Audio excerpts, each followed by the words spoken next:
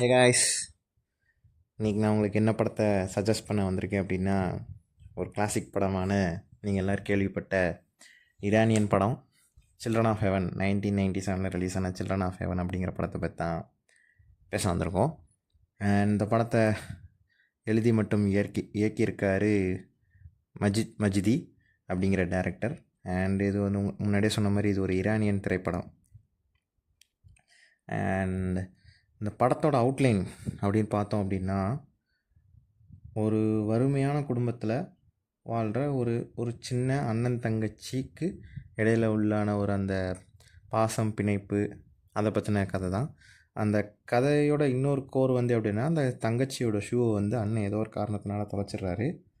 அந்த தொலைச்ச ஷூவை வந்து அதுக்கு பதிலாக வேறு மாற்று வழியாக என்னெல்லாம் பண்ணுறாங்க, அப்பா அம்மாவுக்கு தெரியாமல் எப்படிலாம் சமாளிக்கணும், அண்ட் ஸ்கூலில் எப்படி சமாளிக்கணும் அப்படிங்கிறத பற்றின ஒரு சின்ன அவங்க உலகத்துக்குள்ளே போய் அவங்க எப்படி இதை சமாளிக்கிறாங்க அப்படிங்கிறது தான் இந்த படத்தோட கதையே. அண்ட் அது மட்டும் இல்லாமல் வறுமையில் இருக்கிறனால அவன் எந்த சூழ்நிலையுமே யாரையும் ஏமாற்றவும் இல்லை, திருடவும் இல்லை, அவங்களுக்கு கீழே உள்ளவங்களுக்கும் விட்டு கொடுத்து தான் போகிறாங்க. ஸோ அதனால் கடைசியில் அவங்களுக்கு என்ன நன்மைகள்லாம் நடக்குது அப்படிங்கிறது தான் இந்த படத்தோட ஒரு கோர் கான்செப்டாக இருக்குது.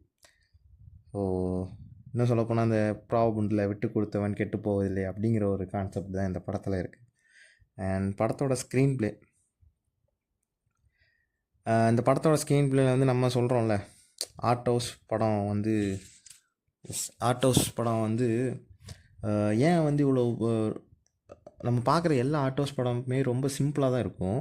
ஆனால் அது ஏன் இவ்வளோ தூரம் ரீச் ஆகுது, இவ்வளோ பெரிய லெவலில் பேசப்படுது அப்படிங்கிற காலம் கடந்து எப்படி நிற்கிது, எதனால் நிற்கிதுன்னு பார்த்தா, அந்த படத்தோட கதையை வந்து யார் மூலியமாக கொண்டு போகிறாங்க, எப்படி நகர்த்துறாங்க, அண்டு அந்த கேரக்டர்ஸ் மூலயமா நம்ம ஆள் மனசை எப்படி தொடுறாங்க, அதுதான் அந்த ஆர்ட் ஹவுஸ் படத்துக்கும் மற்ற படத்துக்கான வித்தியாசம். அந்த மற்ற படங்கள் வந்து நம்மளை வந்து என்டர்டெயின் படுத்தும், குஷிப்படுத்தும், நம்மளோட ஃபீலிங்ஸை வந்து ஹை அண்ட் லோ அப்படிங்கிற மாதிரி கொண்டு போகும். ஆனால் இந்த ஆர்ட் ஹவுஸ் படம் அப்படி கிடையாது.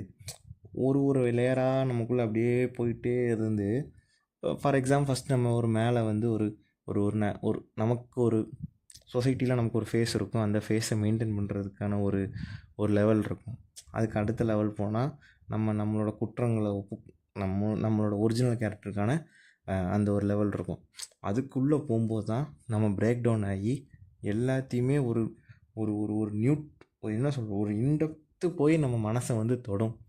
அந்த இடத்துல நம்ம பிரேக் டவுன் ஆகும். அது ஒருத்தவங்களுக்கும் ஒரு இதில் இருக்கும். ஸோ இந்த ஆர்ட் ஹவுஸ் படம் வந்து அந்த ஆர்ட் ஹவுஸ்ன்னு சொல்ல போகிற எல்லா படமே அப்படி தான். அந்த ஒரு மனிதனோட ஆள் மனதை போய் தொடும் ஏதோ ஒரு பாயிண்டில். அதனால தான் அந்த படம் வந்து இத்தனை வருஷம் கழித்தும் எத்தனை ஜென்ரேஷன் தாண்டி பார்த்தாலும் அந்த படம் அதே தாக்கத்தை ஏற்படுத்தும். அதான் அதோட ஸ்பெஷாலிட்டி. அதனால தான் எனக்கு இந்த மாதிரி படங்களை பார்த்து அது வந்து நம்ம மைண்டில் ஓட விடணும் அவசியம் இல்லை, அதுவே ஓடும். அட்லீஸ்ட் ஒரு 10 நிமிஷத்துலேருந்து ஒரு 1 நைட் ஃபுல்லாகாது, ஒரு டே ஃபுல்லாகாது நம்ம மைண்டில் ஓடிக்கிட்டே இருக்கும். ஸோ அதனால தான் அந்த படம் வந்து classic. Once a classic is always a classic வந்து இந்த ரீசன்காண்டி தான். அண்டு ஆக்டிங் வந்து இந்த சின்ன பசங்களோட உலகத்தை தான் இவங்க எக்ஸ்ப்ளோர் பண்ணியிருப்பாங்க. ரொம்ப அழகாக இருக்கும். 2 சின்ன பசங்க நடிச்சிருக்காங்க, அண்ணன் தங்கச்சி. எக்ஸ்ட்ராடினரி பர்ஃபார்மன்ஸ் 2 பேருமே. அதுலேயும் எனக்கு ரொம்ப பிடிச்சது வந்து அந்த தங்கச்சி கேரக்டர், ஜாராங்கிற கேரக்டர் தான் அல்டிமேட் பெர்ஃபார்மன்ஸுங்க. ஒரு சில சின்ன பிள்ளையாகவும் இருக்குது, ஒரு சில இடத்துல வந்து மெச்சூர்டாகவும் பெரிய ஆள் மாதிரி இருக்குது. அதோட பிஹேவியர், வாக்கிங் ஸ்டைலு, அதோட எக்ஸ்ப்ரெஷனு, கோவப்படுற விதம் எனக்கு ரொம்ப பிடிச்சிருந்துச்சி. அந்த ஜாராங்கிற பொண்ணு நடித்த அந்த கதாபாத்திரம் வந்து அந்த பெர்ஃபார்மன்ஸ் வந்து உண்மையிலே ரொம்ப சூப்பராக இருந்துச்சு.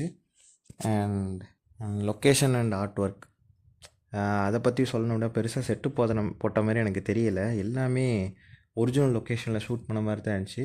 குறிப்பாக அந்த படத்தோட விஷுவல்ஸ் அண்ட் லொக்கேஷன்ஸை பார்க்கும்போது எனக்கு கொஞ்சம் இந்த இந்தியா ஃபீல் வர மாதிரி தான் இருந்துச்சு, நம்ம ஊர் ஃபீல் வர மாதிரி தான் இருந்துச்சு. அந்த தெருக்கள், அந்த கடைகள், அப்புறம் தெரு நடுவில் ஓடுற சாக்கடை, அப்புறம் சின்ன சாக்கடை, அப்புறம் பெரிய ரோட் சைடில் நம்ம ரோடு பக்கத்தில் தெருக்குள்ளே இருக்கிற கொஞ்சம் பெரிய சாக்கடை, இந்த மாதிரி தான் அந்த இதாக இருக்குது. ஸோ அதே மாதிரி தான் இருக்குது, நம்ம ஊரை பார்த்த மாதிரியே தான் இருக்குது. எனக்கு பெருசாக வித்தியாசம் இல்லை. அண்ட் மியூசிக் வந்து எப்படி சொல்கிறது, இந்த படத்தில் வந்து ஆர்ட் ஹவுஸ் படத்தை வந்து பெருசாக நமக்கு பிஜிஎம் வந்து அந்தளவுக்கு இருக்காது, ஒரு மைல்டாக இருக்கும். ஆனால் இந்த படத்தில் வந்து நம்ம ஊரில் வந்து இந்த கமர்ஷியல் படங்களில் இல்லை ஆர்ட் ஹவுஸ் படத்தில் இல்லை நம்ம ஊர் எல்லா படத்துலையுமே ஒரு சில இடத்துல வந்து மியூசிக் போட்டிருப்பாங்கல்ல, கொஞ்சம் டக்குன்னு அந்த மூடுக்கு ஏற்ற மாதிரி ஹைப் ஆகும், திரும்ப டவுன் ஆகும். அந்த மாதிரி இந்த படத்தில் வந்து ஒரு 2 3 ஹாப்பி சீன்ஸு, அப்புறம் கொஞ்சம் கிளைமேக்ஸ் அந்த ஒட்டின இடத்துலலாம் நம்ம ஊர் மாதிரி தான் அந்த ஒரு பிஜிஎம் துண்டாக தெரியும். ஸோ அது இந்த படத்தில் கொஞ்சம் வித்தியாசமாக இருந்துச்சு. இப்போ பரவாயில்ல, வெளிநாட்டு படங்களும் இந்த மாதிரி அந்த லொக்கேஷனும் நம்ம ஊர் மாதிரி தான் இருக்குது, இந்த மியூசிக்கும் பார்த்திங்கன்னா நம்ம ஊர் படங்களை பார்த்த மாதிரி தான் எனக்கு இருந்துச்சு. அண்ட் ஓவராலாக அந்த படம் வந்து ஒரு நல்ல ஒரு ஃபீல் குட் படம் தான். ஆர்ட் ஹவுஸ் படம்னாலே நம்மளை அழ வச்சுருவாங்க அப்படிலாம் கிடையாது. ஒரு நல்ல ஒரு ஃபீல் குட் படம், போர் அடிக்காது, விறுவிறுப்பாக தான் போகும். அண்ட் குறிப்பாக சின்ன பசங்களோட உலகத்தை வந்து ரொம்ப நல்லா நுணுக்கமாக எக்ஸ்ப்ளோர் பண்ணியிருக்காங்க. அண்ட் இந்த படத்தை வந்து நம்ம வீட்டில் ஸ்கூல் படிக்கிற பசங்களுக்கு போட்டு காட்டினாலும் சரி, இல்லை அவங்களோட உட்காந்து பார்த்தாலும் சரி, இல்லை எல்லா ஸ்கூல்ஸ்லையுமே நம்ம இதை வந்து போட்டு காட்டினாலும் இது எல்லா குழந்தைங்களுக்கும் ஒரு பிடிக்கிற படமாக தான் இருக்கும்னு நான் நம்புகிறேன். அண்ட் குறிப்பாக இந்த படத்தில் 2 சீன் வந்து எனக்கு ரொம்ப பிடிச்சிருந்துச்சி. வறுமையிலையும் நேர்மையை கடைப்பிடிக்கணும்னு சொல்லிட்டு அந்த அப்பா வந்து அந்த 2 குழந்தைகளுக்கு ஒரு எடுத்துக்காட்ட ஒரு கண் முன்னாடியே ஒரு உதாரணமாக இருப்பார். அந்த சீன் ரொம்ப நல்லாயிருக்கும்.